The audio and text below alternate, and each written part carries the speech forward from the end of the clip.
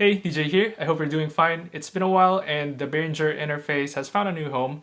It also took me about 2 months to get the MOTU M2, but it's here now, so let's go check it out.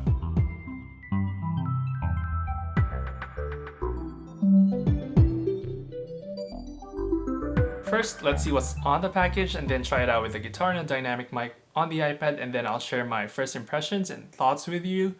And if that sounds good, then we can begin. I've been waiting for this for like 6 or so weeks at this point. I know others have been waiting for 2 months.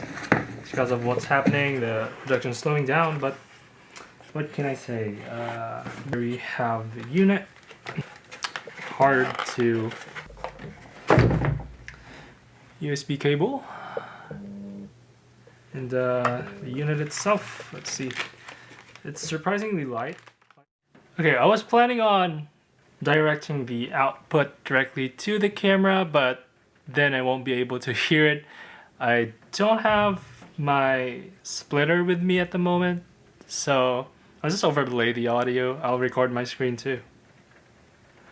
Ready to go?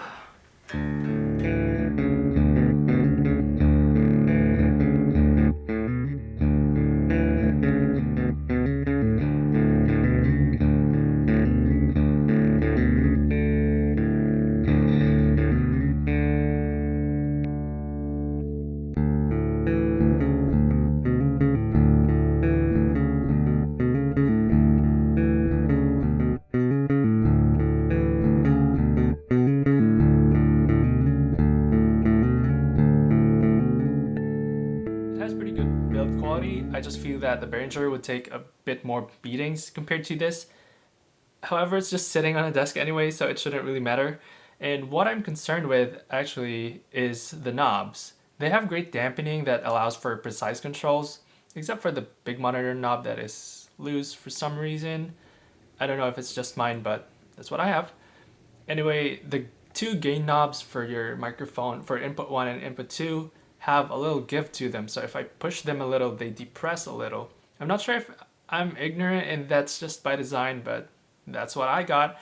And then as for the headphone knob, I think it needs a little bit more clearance from the chassis because right now it's grinding on the back at some degrees, so I imagine that would wear out either one of the two parts at some point. I really like the screen because I have poor vision, and those little LED indicators that tell you when you have signal or when you're clipping don't really do much for me, and this is way better. It also reminds me of those old Windows visualizers, or maybe even Winamp, when there's sound, the volume like goes this way.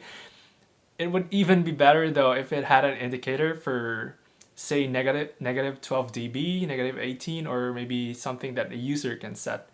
They have the MOTU plugin on your computer, so maybe they can add it in the future or something.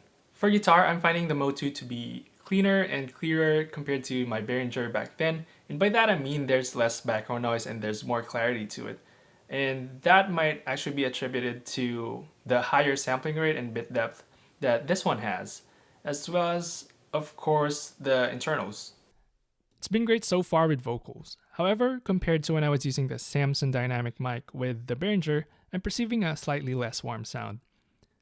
I think the difference sits somewhere around the mid-bass region. It's not that big though, so I'm also finding that I need to crank up the gain here just a tad bit. It's still clean sound though. I'm just not sure if it's just a difference in preamp or if I'm doing something wrong. If you think I am, please do let me know.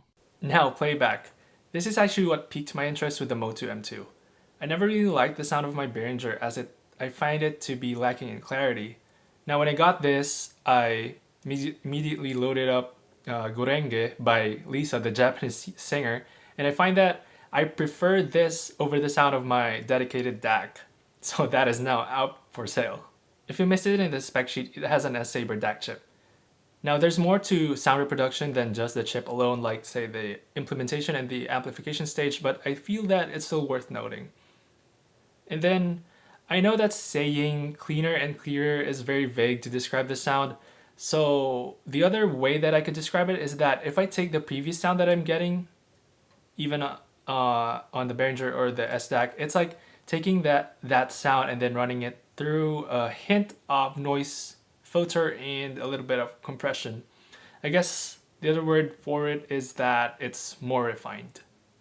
I do want to note that my experience is limited to the Audio-Technica Ricardo, an Advanced M4 IEM, Sheet Magnitude U amplifier, GarageBand, waveform, and a little bit of FL Studio.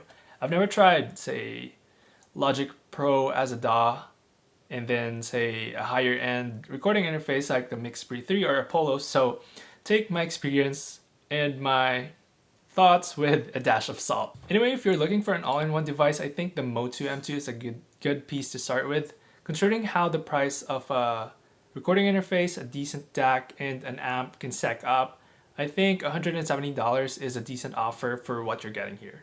Please feel free to share any thoughts or comments, questions that you may have down below. I'm also planning on making an M2 and iPad video like I did for the Behringer, so make sure you're subscribed for that.